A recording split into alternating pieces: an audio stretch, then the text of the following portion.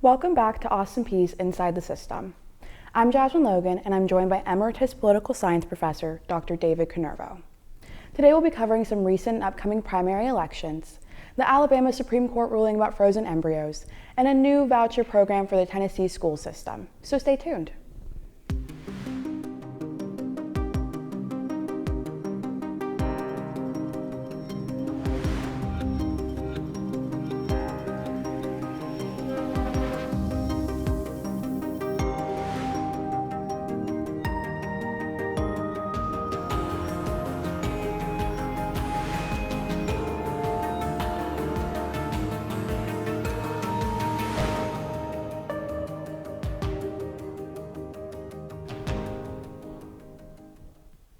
First on the agenda today is the South Carolina Republican primary from this weekend.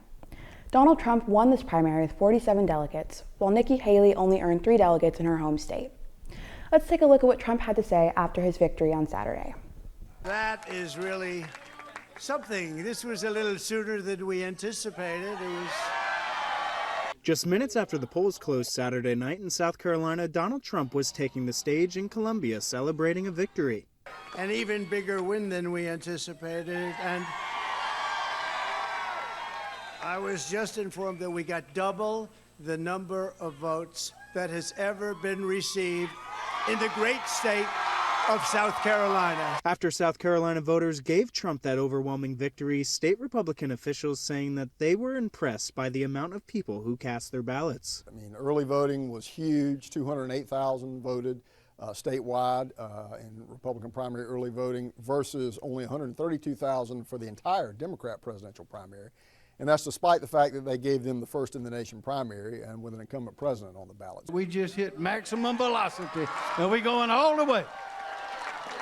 Trump now has even more of a decisive edge over former Governor Nikki Haley in the race for the GOP nomination, leaving some to shift their focus to the November presidential election. You've got to do some soul searching about what's best for you, what's best for the party, what's best for the country in order to win the White House. We're going to be up here on November 5th, and we're going to look at Joe Biden, and we're going to look him right in the eye. He's destroying our country, and we're going to say, Joe, you're fired. Get out. Get out, Joe. You're fired. So, Dr. Kanervo, the South Carolina primary is considered a strong indicator for how the rest of the South will vote. To what extent is this true? Well, of course, every state in the South is a little bit different. They are generally all conservative, but at the same time, we know that Florida, for example, has more transplants from the north. Tennessee is a state which has 3 grand divisions, and they are all a little bit different in their voting behavior. And so while on one hand, South Carolina can be seen as an indicator of how the South might go, at the same time, the states are all a little bit different and might have different results. Now, having said that, by saying different results, I don't mean that Nikki Haley is going to win any of those states necessarily. After all, she didn't win her own home state where she was governor. But the good news is that while she lost, she didn't lose as big as she had been programmed to lose. The polls had suggested that the voters were going to give Trump about a 30-point margin.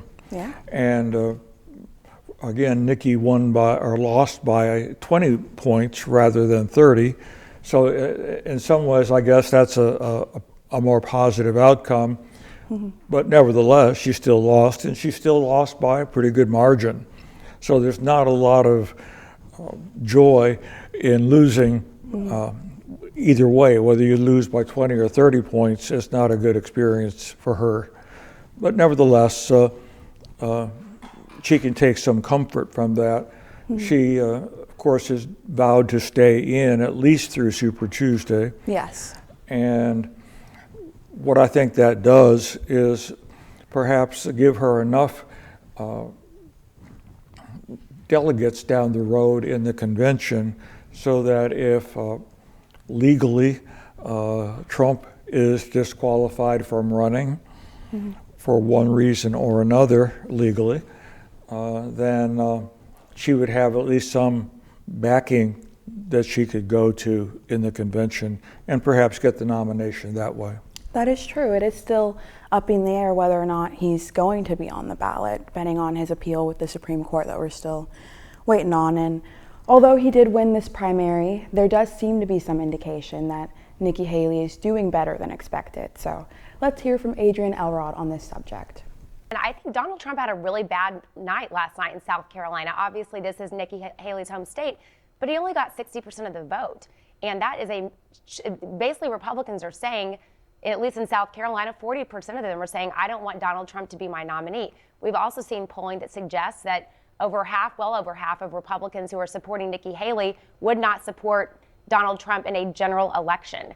So not only does she have every motivation, in my view, to at least stay in through Super Tuesday, as the governor suggests, but also she is clearly trying to make a mark for herself going into 2028. She's taking a gamble that Trump is not going to be the president, and I completely agree with her. I don't think he's going to win this election. I think Joe Biden and Kamala Harris are going to get reelected, and she wants to take on the mantle of the GOP going into 2028. She can do that by staying in this race and continuing to make sure that he underperforms where an incumbent should in a GOP primary. Yeah. Let's also take a look at Nikki Haley's remarks following this weekend's loss. We're headed to Michigan tomorrow. And we're headed to the Super Tuesday states throughout all of next week. We'll keep fighting for America, and we won't rest until America wins.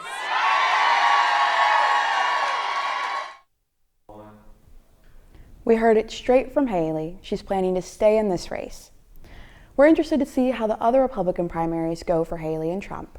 But after this short break, let's shift the focus slightly to our own upcoming primary here in Tennessee.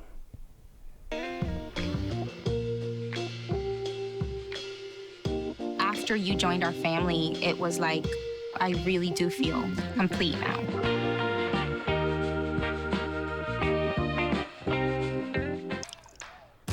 You're not gonna get it all right. Just make sure you nail the big stuff. Mama! Like making sure your kids are in the right seat for their age and size.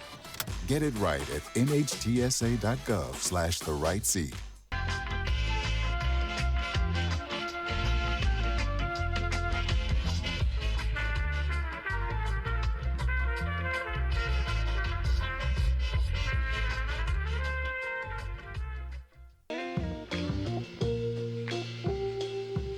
There's so many rewards in life. You coming into our home was one of the greatest rewards we could have ever had.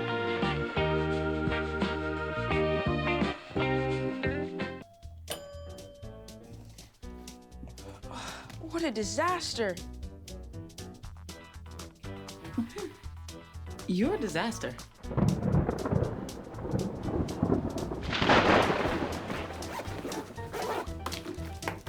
This is a disaster. You can't be ready for every little disaster, but you can prepare for a big one. Make an emergency plan today.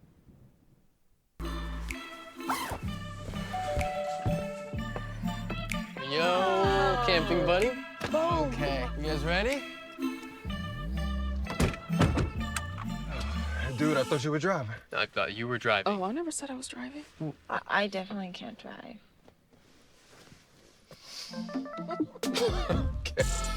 If you're high, just don't drive. It's illegal everywhere.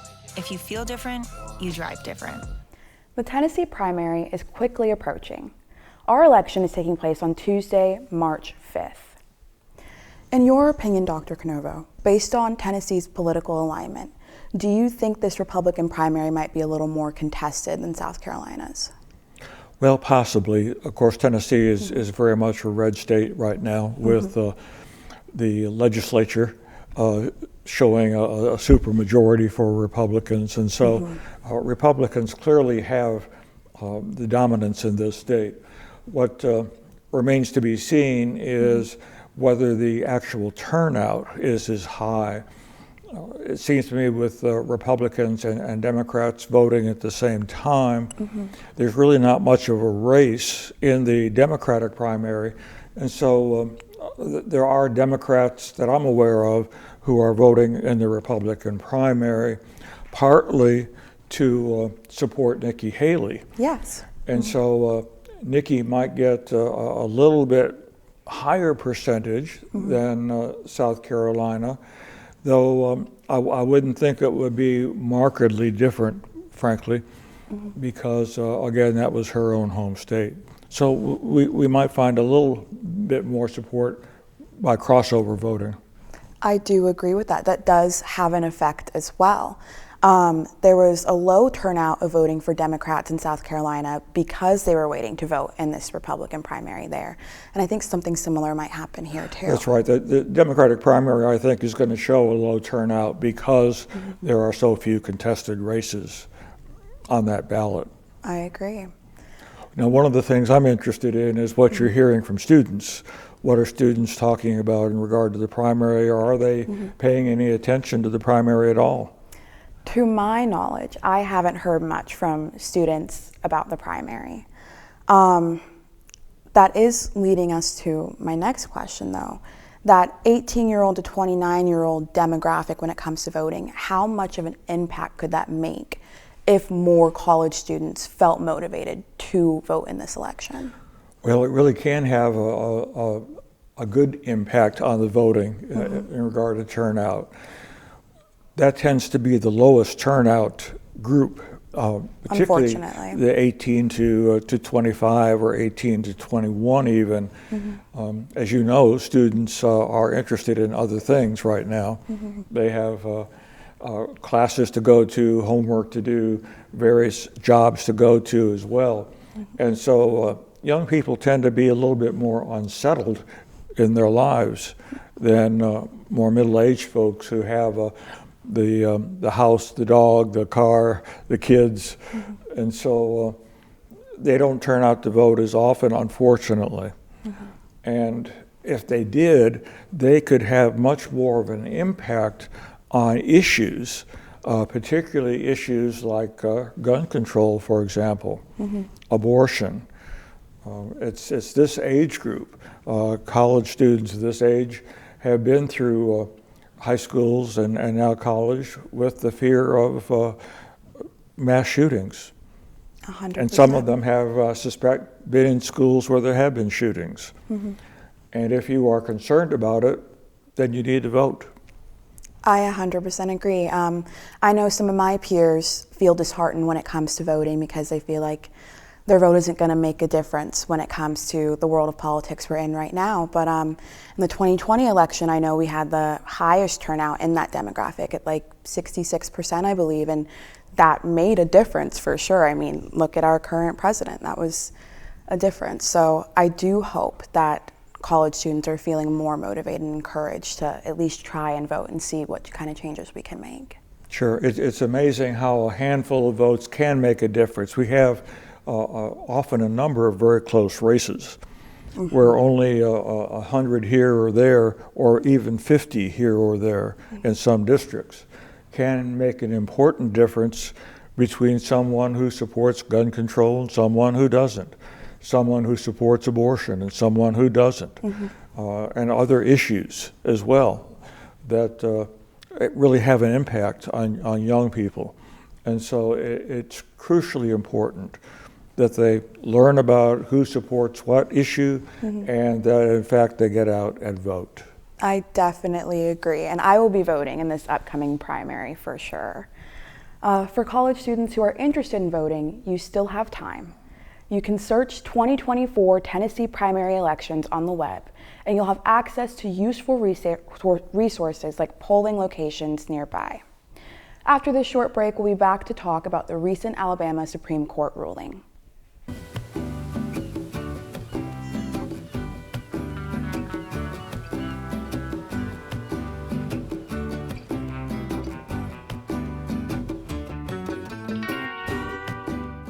Bobo, do trees tell each other stories?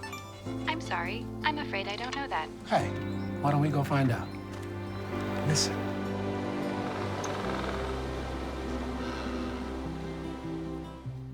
Wherever you see a flower, a bird, a beautiful tree, know that my love is with you as you bring our colorful stories to the world. Make the forest part of your story at a park near you. Find one at discovertheforest.org.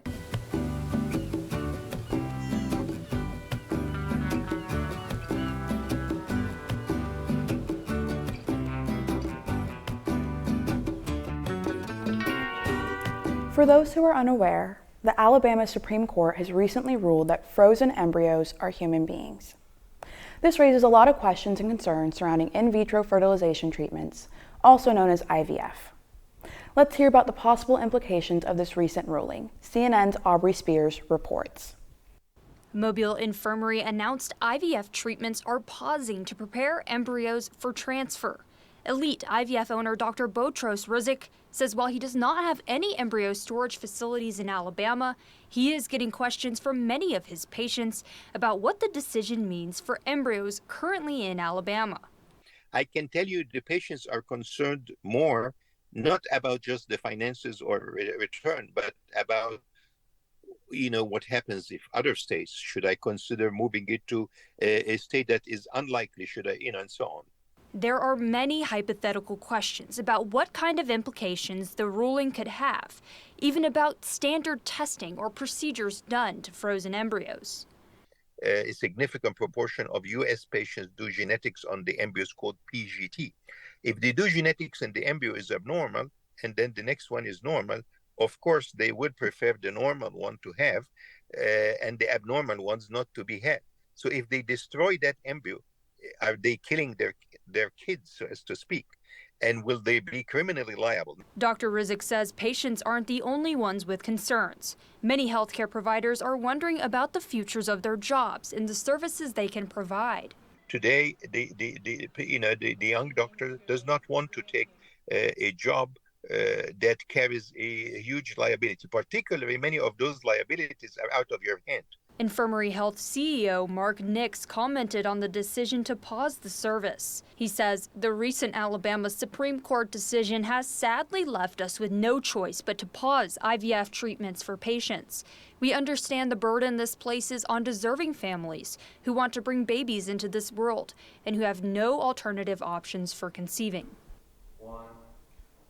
This case in Alabama is pushing to recognize the rights of unborn children and continue to stand firmly against abortion access. And many believe this is just the beginning.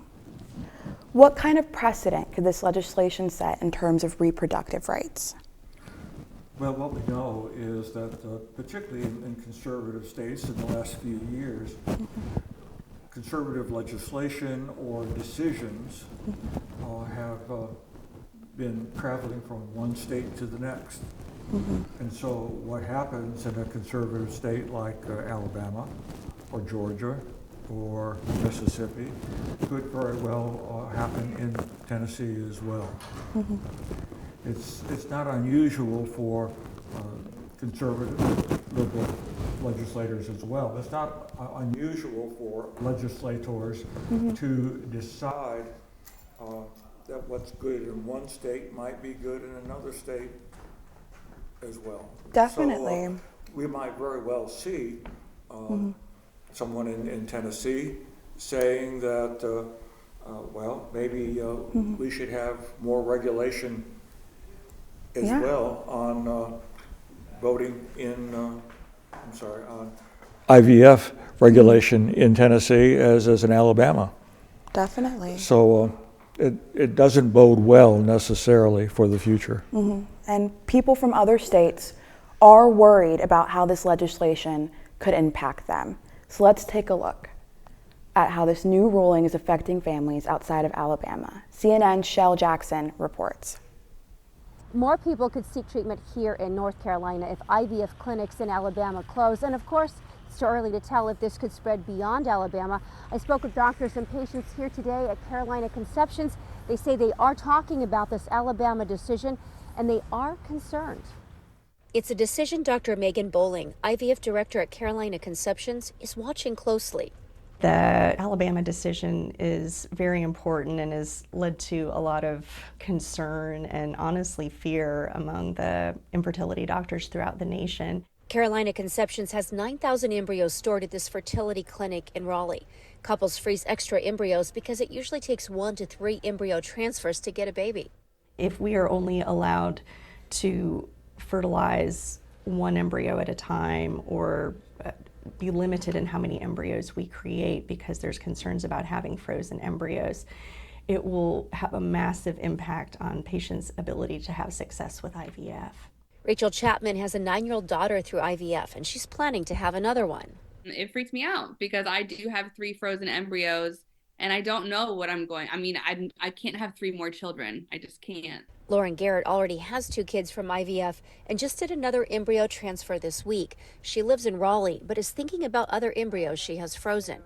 Do we discard those now? Is our family complete now? Do we keep trying and take that risk that something like that will happen in North Carolina, and then we're going to be forced to make those decisions then? These are my twin girls who are now 12. This is my son who's 9, and this is my daughter who's 5. Bowling studied at the University of Alabama, Birmingham, and had her own IVF treatment at one of the clinics that has paused services. About 8,500 babies, some of their footprints are on this wall, have been conceived through IVF at Carolina Conceptions. This isn't happening here in North Carolina, but anything can happen. So Dr. Kanervo, can you explain to me a little bit more how this legislation in Alabama might create some sort of ripple effect in terms of the other red states? Well, it seems to me that if the decision holds and is not changed by legislation, that in Alabama, it's going to mean, of course, that embryos are treated exactly as children, as human beings. And that means all sorts of implications. If an embryo, for some reason, dies, it thaws out because someone turned off the wrong switch, is that person going to be charged with murder? And it's that kind of implication which could spread to other states as well. At the same time, if there are revised laws which are passed in Alabama and other states that might have more protection for IVF. And I should add that this is, again, one of the reasons why young people need to get out and vote, because as young people in their 20s and 30s particularly, who are going to be most affected by this kind of a decision by the Supreme Court and the actions that have happened as a result. People living in Alabama have already started looking at other states where they can seek to continue their IVF treatments. That's going to be much less convenient for them. If the same thing were to happen in Tennessee, it would mean that young women and husbands in Tennessee would have to go to Kentucky or Illinois or Missouri or some other state, again, much to their inconvenience. And so it's terribly important that people understand what's going on and that their vote does make a difference. You can imagine, for example, if someone not only turns off the power to the freezer by mistake, but maybe does so purposely, or if the doctors in Alabama decide they can't work in this kind of environment and so pick up and leave. What we've seen in some states where abortion is illegal is that it's very difficult for women to find an OBGYN doctor. Definitely. And so those kinds of ramifications are terribly important to consider, I think. 100%. And I am very concerned with this new ruling about the implications of women's health care and families and them trying to have children. I do think that is reason for concern. And so since this ruling, some Alabama lawmakers have been pushing for amended legislation that will protect IVF treatments. CNN's Jen Sullivan reports. Alabama lawmakers on both sides of the aisle are working to immediately pass legislation to protect IVF. as lawmakers, we focus on solving the problem immediately, so that family has an appointment on March 11th will be able to go through with this process. House Democrats introduced a bill that would establish fertilized human eggs stored outside a uterus aren't considered human beings under state law. I'm Jen Sullivan reporting. Well, that's the latest with the court ruling, so we'll have to wait and see how IVF treatments can move forward from here. After this short break, we'll be discussing how Tennessee lawmakers plan to install a school voucher program for private education.